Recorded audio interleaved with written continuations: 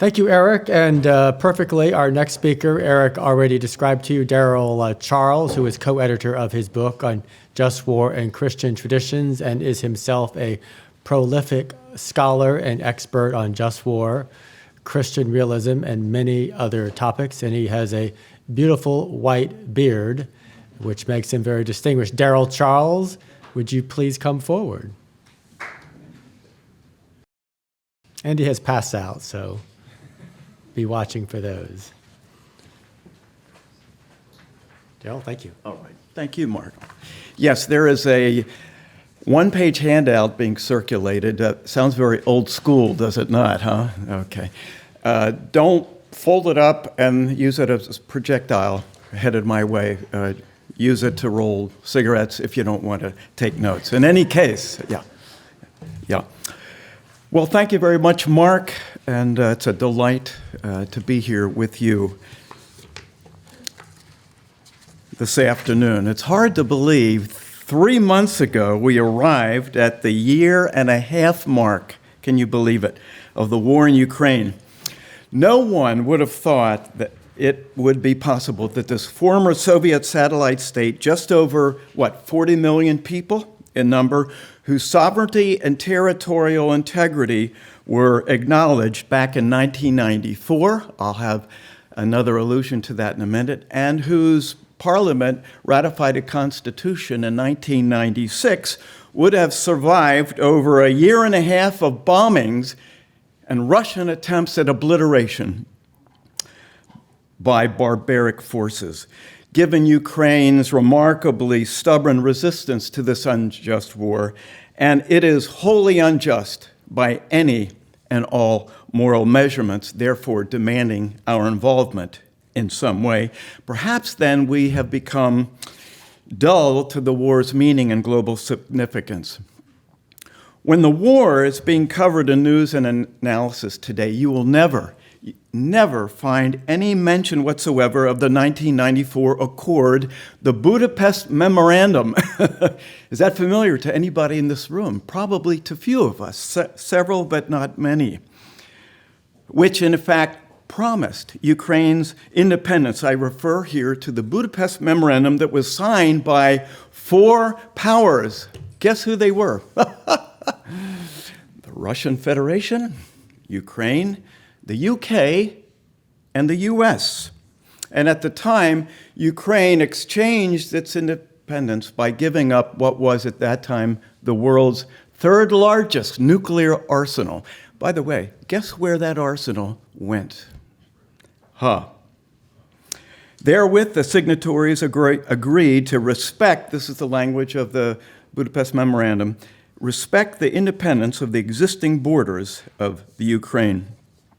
It seems to me important questions confront those of us in the West, particularly Great Britain and the US. Was the Budapest Memorandum a political? Was it a moral, shall we say, responsibility? And was it both? And do we as a signatory basically have the responsibility of standing to that commitment? Or are we simply free to ignore it, walk away, and allow Ukraine on her own, simply to disappear? Mr. Putin is committed to a drawn-out war. We know that. He knows that we lack the resolve. Surely in 2023, many Americans, not all, but many, have doubts about why the U.S. should be concerned about a country of barely over 40 million, well, that number is decreasing, whose direct significance to us is not political or military. Let's take care of our own business at home. I mean, just in the last couple of days, of course, even Republican senators wrote Mr. Schumer and Mr. McConnell saying, by the way, in the aid package to Israel, let's not include aid to Ukraine. But President Biden, addressing the Indo-Pacific region leaders in May of last year, you may recall, acknowledged that the U.S. would involve itself directly and militarily in Taiwan should China be intent on denying the island's sovereignty. Now, by the way, I have my doubts as to whether the U.S. would actually put troops and weapons in the way of China. We can argue about that. A conflict, by the way, which is projected to, at latest, confront us in the year 2027. Of course, Xi Jinping sent out basically a threat reminding us a year ago that we're playing with fire if we dare intervene. But allow me to say this, and I'll ask in the form of a question. Will a nation that won't help defeat Ukraine now help in the way of an unjust invader put soldiers and necessary weapons in China's way in the next couple of years? And then, of course, in the week following Hamas's crimes against humanity, President Biden declared the U.S. commitment to stand with Israel. My argument this afternoon, despite Mr. Biden's record on foreign policy, and that's not my purpose for being here, is that the U.S. must connect the dots between Ukraine, Israel, and Taiwan. The three are connected. As priorities, they do not, I repeat, they do not compete. The growing global disorder is, of course, in part, not fully, but in part, a result of the U.S.'s shameful withdrawal from Afghanistan, which has served to embolden all rogue regimes around the globe. But in my view, Afghanistan is merely emblematic. As former Secretary of Defense Robert Gates has observed, the U.S. finds itself in this uniquely treacherous position, facing aggressive adversaries, yet without the unity and strength to deter them.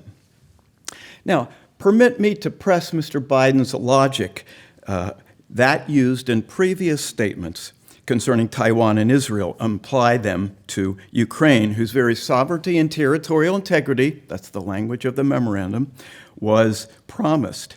What has released us, I ask, from this obligation politically or morally? Published comments by Kremlin advisors indicate that as early as 1997, war was projected should NATO expand and include Ukraine within its orbit. And indeed, in 2014, Putin decided to annex Crimea and wage war through Russian proxy elements in eastern Ukraine, the beginnings of which, one could argue, were in 2008. Clearly, Putin was emboldened by the West's non-response in 2014, clearly, in addition, more recently, to our feckless withdrawal from Afghanistan. Moreover, Putin has made it quite clear in public comments, both past and present, that Ukraine represents a war against the West. And we in the West forget or ignore the fact of his public proclamations, namely, were Ukraine to seek NATO membership, she would exist no more.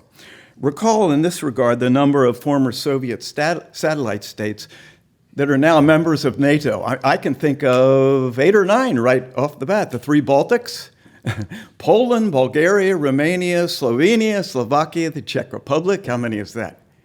That absolutely galls Mr. Putin, who publicly has called the breakup of the Soviet Empire as these are his words, the greatest geopolitical catastrophe of the 20th century. So there's no question as to what the goal might be there, illusion or delusion. The need for a realistic and responsible foreign policy on the part of the U.S. with a deterrent threat cannot be overstated. For 3 decades, the U.S. and Western nations have engaged in what? Naively in a policy of appeasement. And the truth is that without the U.S., Europe will not provide Ukraine with what she needs to win the war. I'm not suggesting that there's no help, that there's not been, but to win the war. We've ignored totalitarian tendencies in our foreign policy prescriptions, presuming cooperation rather than competition. Alas, we are faced with the undeniable fact of what? The Cold War never ceased to exist. It simply assumed new proportions. The totalitarian threat merely grew subversively while we slept. Nuclear deterrence, which was needed 60 years ago, is needed today, even when we've ignored the threat expressed by China, Iran, North Korea, and now totalitarian Russia. And of course, the UN has become a veritable laughingstock, has it not, as rogue nations have thumbed their noses at any and all attempts to restrain nuclear proliferation. Part 2, if you're following on the outline. Almost 3 decades ago, and roughly concurrent with the Rwandan bloodbath, does anyone in the room remember that? Wow. Political philosopher, writing at the time, Michael Walzer, celebrated author of Just and Unjust Wars, argued that the morality of non-intervention as an absolute policy needed to be called into question. While acknowledging that intervening in other nations should always generate, yes, anxiety and hesitation, he nevertheless questioned whether simply ameliorating the effects of unjust aggression after the fact, so for example, providing medical supplies, food, shelter, and that sort of thing, was a sufficient response. Where gross injustice, such as attempting to annihilate or subjugate a people group, is occurring, Walzer argued, human decency requires that nations having the wherewithal to prevent or retard egregious socio-political evil must attempt, in his words, to alter the power relations on the ground. I would agree.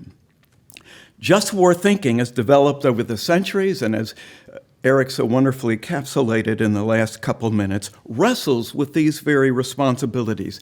It asks us to fuse, not divorce, justice and neighbor love. What is our duty to those who suffer egregiously? Sorry if I'm yelling here, I'm on a bit of a rant, I realize that. Do those who have the wherewithal to prevent mass evil, such as extermination, gross human rights violations, war crimes, really have the moral responsibility to inhibit and punish perpetrators of the unthinkable? Surely, the lead up to World War II, I so appreciated Eric's comments a few minutes ago, during which period relatively free nations responded with hesitation, if not powerlessness, taught us non-negotiable lessons. Now, the question is whether we take history seriously or whether we're at all interested in lessons of history in our day. None since the 1930s has the geopolitical threat seemed so great as it is today. And consider, just very briefly for a moment, German imperialist designs in the years 1938 through 40. The Allied mindset was appeasement. Well, Austria is annexed, then Czech Republic, then Poland fall. The Low Countries literally fall in weeks. Norway had, of course, and then France in 1940.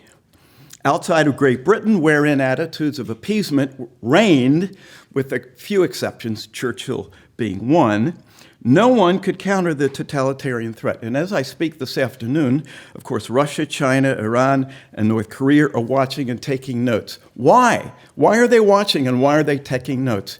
To see whether there's risk or reward. Oh. So that we can connect the dots, I think, Ukraine and Israel and Taiwan. By the way, just in spite of Xi's comments that, yes, the Chinese military should be ready by 2027, U.S. Air Force General Mike Minihan stated, in his view, the war over Taiwan is likely by 2025. Ladies and gentlemen, that's less than 2 years away. Ukrainian President Zelensky has described Russia as, quote, the biggest terrorist organization in the world. Now, before you dismiss that as hyperbole, exaggeration, I would argue that's not exaggerated one bit, but for two important, disturbing reasons. One is the massive number of war crimes committed in this year and a quarter since the world began, with sadly no international authority, whatever, competent to be able to adjudicate in matters of international justice. And the fact that Russia and China sit on the Security Council of the UN then make it indeed a joke, and a tragic one, given the UN's genesis post-World War II. The second disturbing reality is Russia's, shall we say, aggressive and distorting and perverting global influence on other nations in South America, in the Middle East, in Asia, in Africa. Tragically, rogue regimes with nuclear capability have been uninhibited for decades. So we are being forced to rethink, and I would argue reaffirm, both Cold War and just war thinking that employed strategic, hear me, strategic and tactical threat of force to deter, and not just bluff, but if necessary, counter strategically, tactically, both the terrorist and the nuclear menace. President Biden's fears of escalation and foot-dragging, which have marked U.S. policy really since the beginning of the war, are simply emblematic of those of most Western leaders. That timidity, I think, is broad-based. Our fear of escalation plays perfectly into the hands of Putin, the former KGB operative, yes, who exploits the West's, shall we say, self-deterrence with both cunning and barbarism. And precisely this is one of the striking features of our caution, not deterrence of evil, but self-deterrence in the face of evil. Part 3. As NATO's General Secretary Jens Stoltenberg observed at the Munich Security Conference last spring, these are his words, "There are no free risk options. The biggest risk of all," he warned, "is if Putin wins. That will make the world more dangerous and all more vulnerable." Ladies and gentlemen, I think he is correct.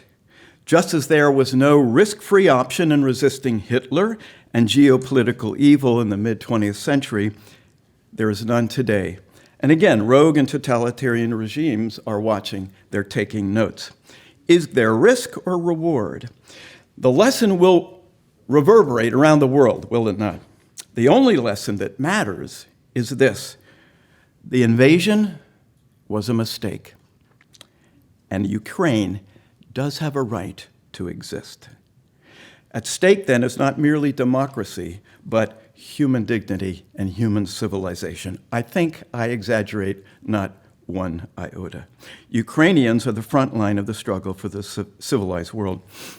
A year ago, Stoltenberg publicly praised Ukraine for its resilience, saying that it was possible for Ukraine to win the war. A year and 3/4 later, we may acknowledge the truth that this prognostication has less to do with Ukraine's resolve than it does with ours. Can the U.S. and NATO members give her what she desperately needs? Can we help her not merely survive another year, but rather give her what she desperately needs to win a war she did not choose? And by the way, what does winning the war mean? Let me just state categorically 3 simple things. 1, retaining control, sovereignty over its internationally recognized borders. 2, safety and security from terrorist attacks. 3, justice for the untold victims of the war. Would any nation not want those 3? Would we? Is their land not theirs? Or is it not? By the way, should Ukraine not be able to defend her own airspace? I ask that not just to be provocative. It's an honest question.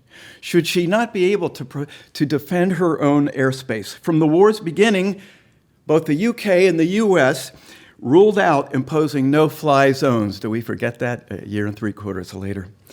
In effect, that told Ukraine, sorry, you're on your own. Is it outrageous to help her defend her own airspace, especially against a provocative, nuclear-capable aggressor? And should she not be given the weapons, the tools to be able to self-defend? And if not, what does this tell every tyrant, every despotic ruler around the globe? Go ahead and invade. Invade. You'll get something out of it. In my view, Stoltenberg was right. There are no risk-free options, okay? Let's just lay our cards on the table. The greatest risk of all, indeed, is if Putin wins, which will indeed make the world far more dangerous and all far more vulnerable. Should we not rise to confrontation in the face of the unjust war in Ukraine now, that we thereby then encourage Russia's, shall we say, miscalculation and even greater Russian atrocity in the next 3 to 5 years? I'm not a prophet, but I prophesy. But we also encourage every tyranny and every despotic regime around the world. So it seems to me the options are two: courage or cowardice, chaos or principled competition. So I ask, where is our moral backbone? We can help Ukraine win the war. And if we don't, greater global calamity is guaranteed in totalitarian aggression.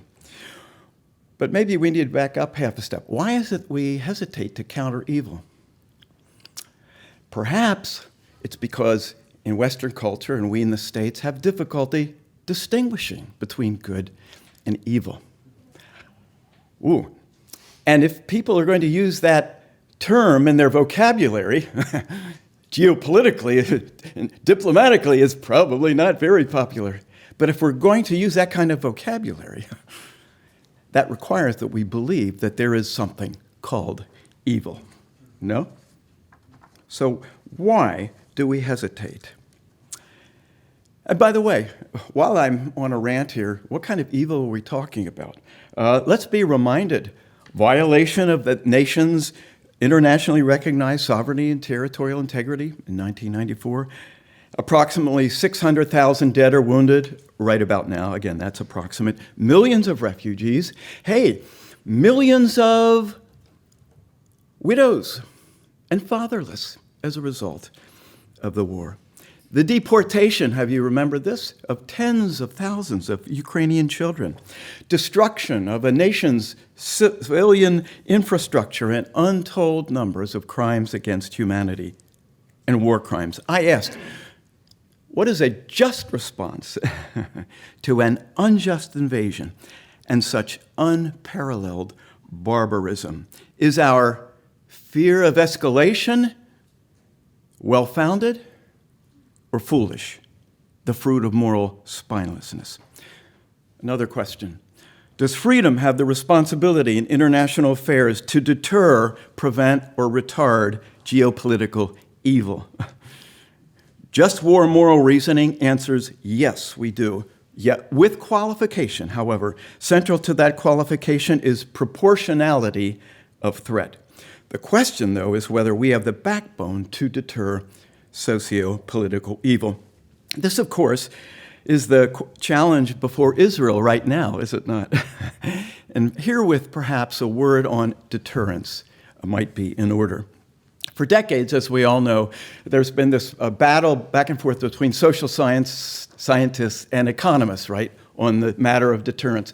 Social scientists, not all, but most of them have strongly skeptical attitudes toward deterrent. It doesn't work, it's not effective, it's not efficacious.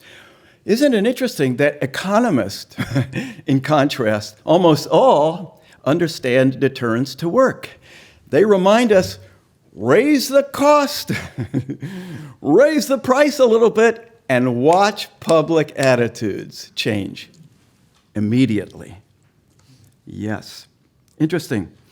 There are two bottom lines in just war moral reasoning. One, to sanction coercive intervention against evil to prevent or alleviate human suffering.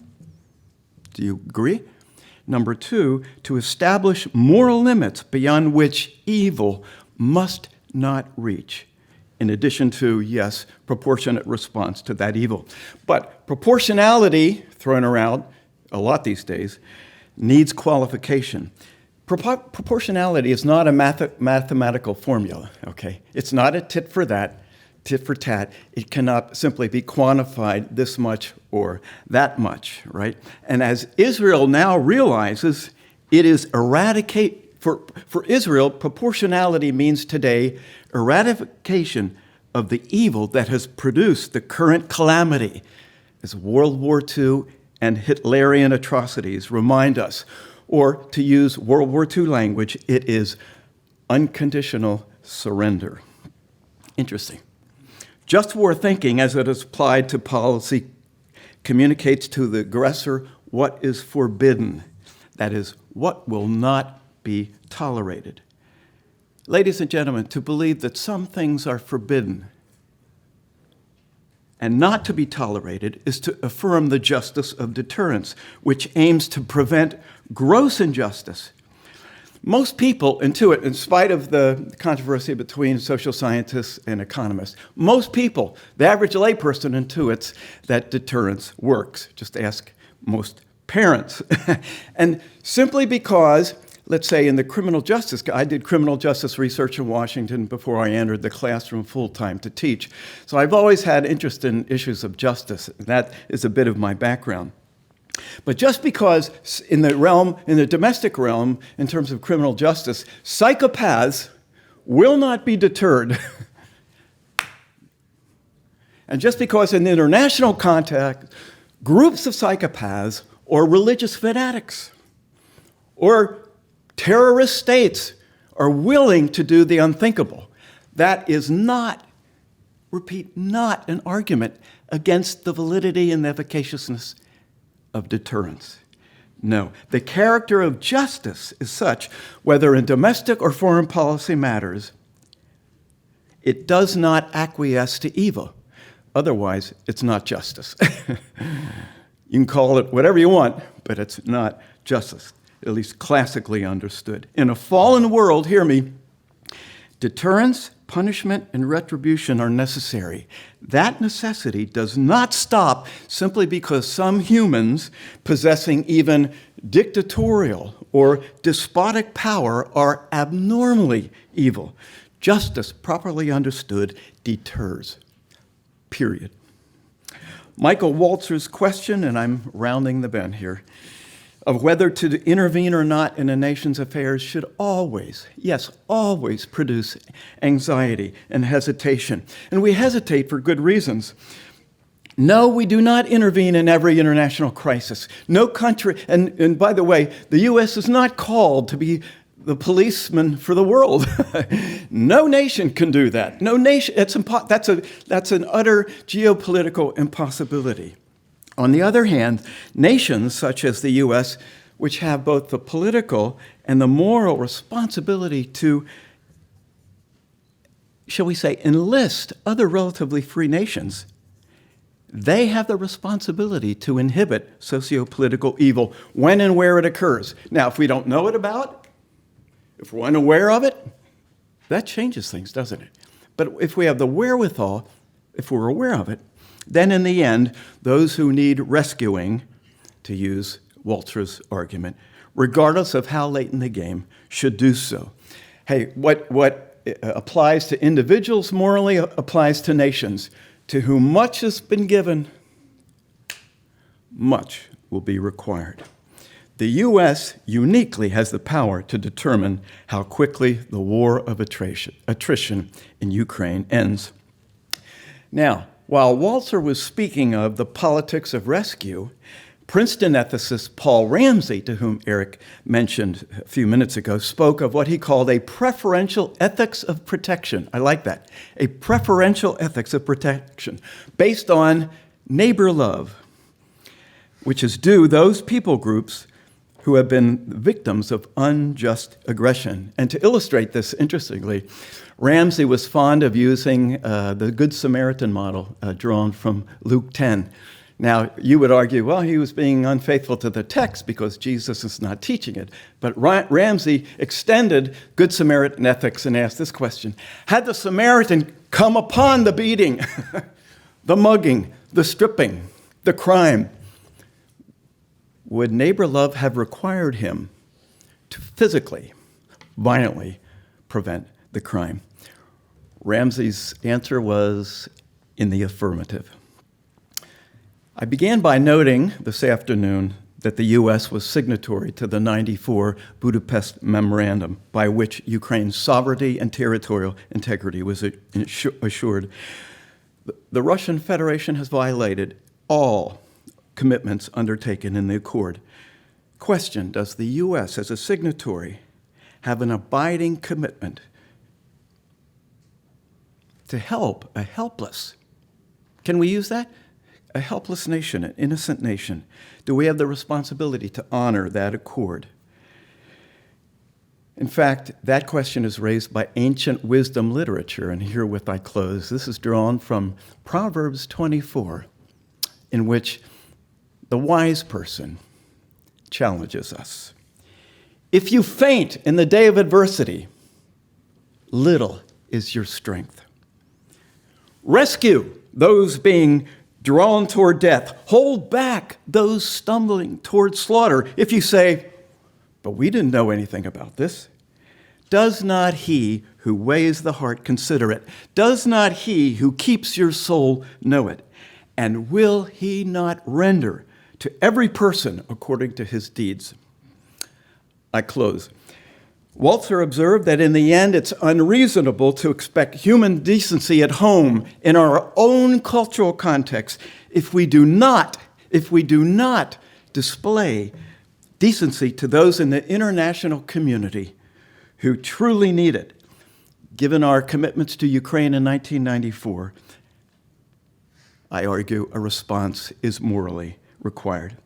Walzer's argument needs reiterating. The response of relatively free nations, especially the U.S., is not merely to wait until terrorist, tyrannical regimes have executed their vile work and then go in late in the game or after the fact to try to clean up. When and where evil can be stopped, there's a moral obligation to stop it. That, by the way, is the just war tradition. Otherwise, we really cannot call ourselves a decent people. Thank you very much.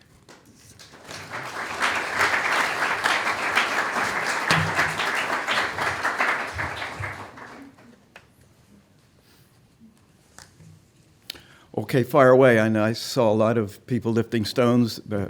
Take time and then unload. Feel free. I just wanted to begin by thanking you for taking such a clear moral stance on this.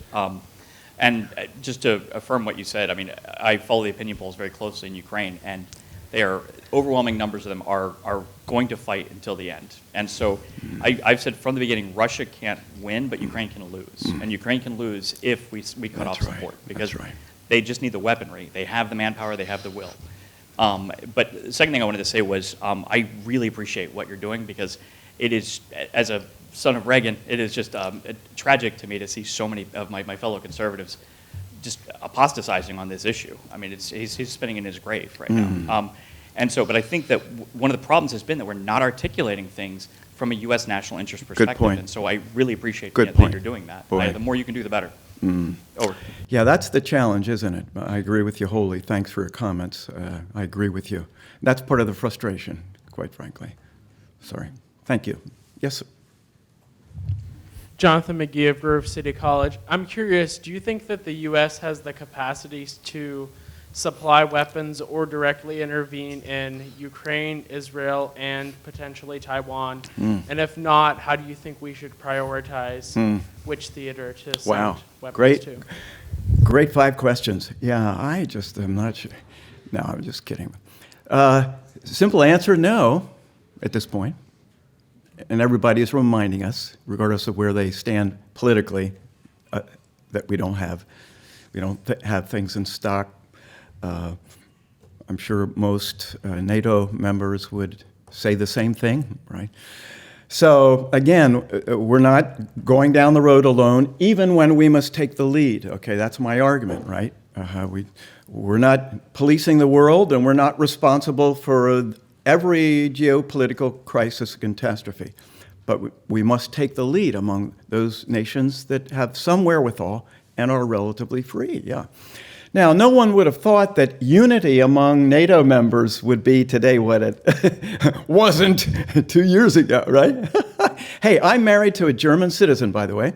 Spent the first 4 years of marriage living in what at that time was still West Germany, so that gives you an idea about my age. I'm part of the Stone Age. And we forget, I think, or we don't educate the next generation. We don't educate them on the just war tradition. A tradition, I live in Chattanooga, and we've got one of the nation's 10 largest rivers flowing through the downtown area. And it brings with it life and culture and so much, through the downtown area. But that river winds through several states, back and forth, up and down, and manifests itself in so many different shapes and forms. Eddies, lakes, ponds, right? It's amazing. But it's the same river wherever you put your toes into it. Tradition is like a river. The just war, and let's not call it just war theory. No, it's not about to change tomorrow. Yeah, we can have our debates. We can argue in charity about what we disagree.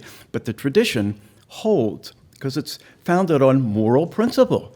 Now, whether nations, kingdoms, eras are interested in discovering the wisdom and applying the wisdom of the tradition, that's the big question, isn't it? So that's why those of us who are burdened about a renewal of thinking about just war categories, just war moral reasoning, are so impassioned. The need is great. I'm a Protestant. I was a convert to natural law. I'm an evangelically minded Protestant. I was a convert to natural law when I was doing criminal justice research in Washington. Why? Because I ran into so many Roman Catholics who took their faith seriously. And of course, Catholic social ethics can't be hidden. And natural law thinking is right at the center of that, is it not? For generations, Protestants have had the suspicion of and this bias against natural law thinking. No, this is simply what St. Paul describes as the law written on the heart, that which all people know. Now, do they know all things wholly? Do they know moral truth totally? No, that's not Paul's position. His position is this: they have enough to be what? Held accountable. For that reason, he says, all are without excuse. Yes. So back to the question. Boy, that was that was a side note if I ever heard one. But no, we don't have enough. But if we work together, I mean, look what South Korea is doing in the way of providing this, that, and the other. Yeah. So if we use our global influence to encourage relatively free nations, we are not doing it alone. But I insist on connecting the dots. But right now, the U.S. isn't being called to intervene in Taiwan, but I believe it is. Not to allow Ukraine to struggle along for another year or two. That will be hell. That would be wrong, and that would be unprincipled and unjust. So I want to make sure that the dots are not severed, right? I want us to think holistically, even when we can have priorities, right? Mm-hmm. Yeah, so... that's where I stand. And we're waking up, aren't we? I mean, even secular knuckleheads who were appeasing for 30 decades are now realizing, oh, we haven't done this. We don't have this in stock. We're not prepared for that. We're not prepared for China. That's right. Yeah. So the question is, do we simply give up? Do we use our influence in a principled way? Even if it's late in the West's history, that is not an excuse to abdicate our responsibilities to people groups, to the world. No, we don't play God. That's not my argument. But to whom much is given. Boy, why do I return to that again and again? To much who's been given. To people groups whom much has been given. To nations to which much has been given. Much will be required. My sister was served in the Foreign Service, Part of me wishes I would have continued to do criminal justice simply because there was a lot of exciting things going on. It was difficult. I'm a confessional Christian. You don't find a lot of them. In my area of specialty was violent crime and capital punishment. Not many people want to touch that. And I grew up, by the way, just anecdotally, I grew up in a Mennonite tradition. Anabaptism. I'm sure my forebears are rolling in their grave in my views on war and peace and how to qualify its necessity. Nevertheless, that's kind of a strange bit of leading in my own life, and I find myself at this day challenged by, saddened by, but mildly hopeful that we can exercise our influence. And I was just last week in California speaking at a well-known Christian university and at a seminary, and my challenge was not unlike what's going on in this room today. I was challenging them, go into law, become judges, become attorneys, become diplomats, head for the Foreign Service if you have that burden. Become businessmen, yes, become lawyers. Become butchers and bakers and candlestick makers. Don't just head for, quote unquote, full-time Christian service, whatever that is. I don't think that even exists. Head for the world. Be trained. And let us exercise as responsible stewards. To some he gave 5, to some 2, some 1. Great joy over 5 and 2, right? Well done. Good and faithful steward. Let's steward foreign policy. Now, not everybody is called to work in matters of foreign policy. That's not my argument. But let us be willing to go to these avenues of service. They are strategic, are they not? They are so strategic. So that's another reason why I'm so excited to be here today with all of you. Bless you. Yeah. Any other questions? Unless time has been exceeded.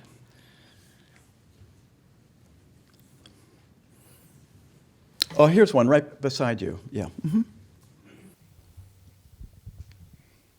Afternoon, sir. My name is Wyatt Oliver. I'm from Colorado Christian University. Great. Lakewood. Yes, sir. No? Yeah. I just had a quick question for you. So how would you justify aid to the Ukraine, to that portion of the U.S. population that is weary of and wary of the forever wars like happened in Iraq and Afghanistan? How would you justify that to them? Yeah, great question. And hey, most of us are products of that kind of thinking, aren't we? We're weary. Yeah, you didn't hear me argue that we should be involved in every crisis. And that's where I think just war thinking helps guide us, at least those in leadership, those in positions of responsibility. That doesn't mean we will be guided, but it is a source of wisdom, an enduring wisdom. Remember the river analogy. The river is still the river. So whether we here in the 21st century and those in the 19th and those in the 4th century were interested, that's totally up in the air. So will a culture, will people, will leaders be interested in seeking its abiding wisdom? I'm not in any way arguing the U.S. Was right to be in war A, B, X, or Z, okay? And yes, it's fully understandable why people have become weary. And for those who are under my age, and I'm 43, it's surely, and I lie like a rug too, yeah, but surely there is this weariness. Are you kidding? We shouldn't be in country X. We shouldn't be in country Y. Well, here again, I have to say, we need wisdom in executing foreign policy. Just war moral reasoning helps us. It's not, it doesn't give us an equation, you know, this equals yes, go into country X, or here's how you do it. We need discernment. Sometimes everything lines up, but there is something that holds, in the way of wisdom and discernment, that holds us back. What would that something be?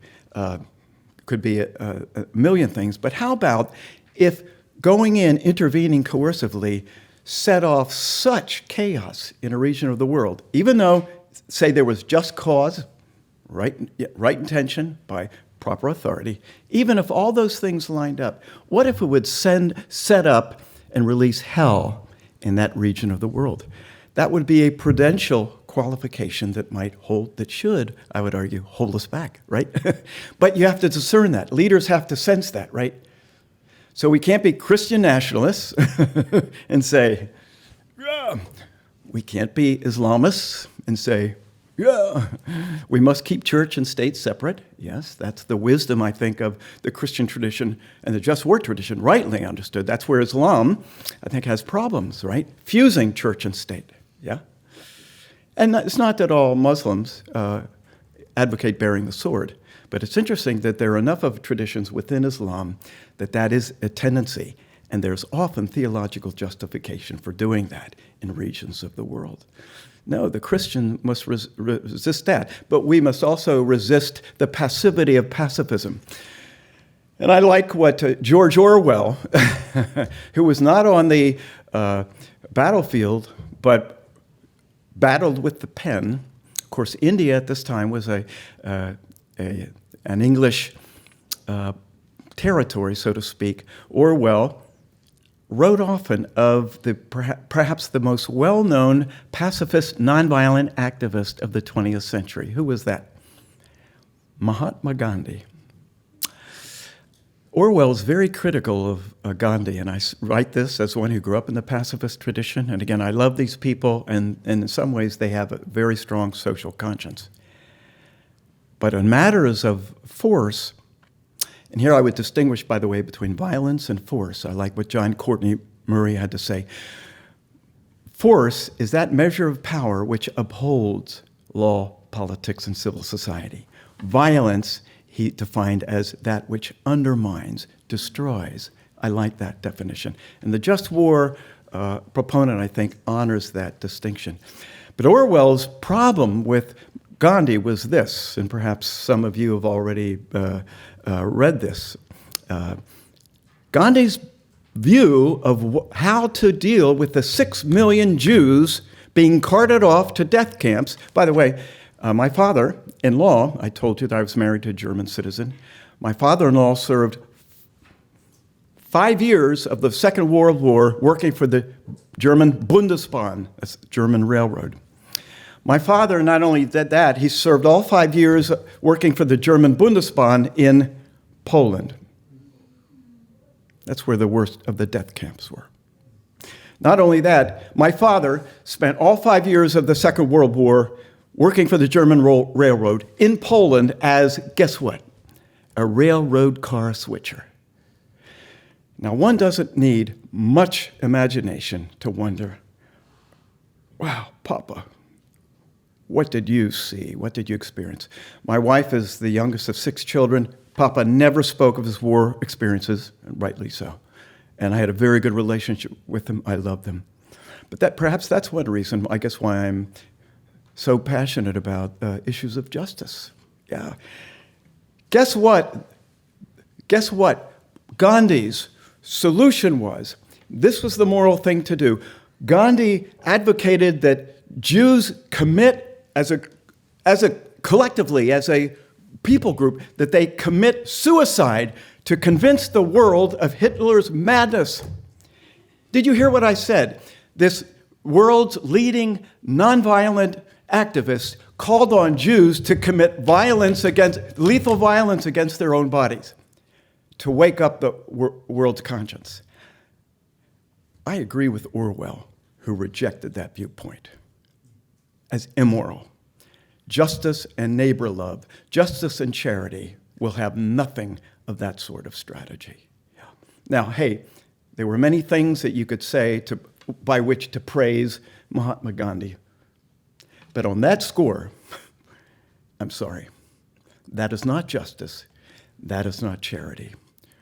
Orwell was right to condemn that, and we must be as well. Any others? Okay. Thank you, Daryl.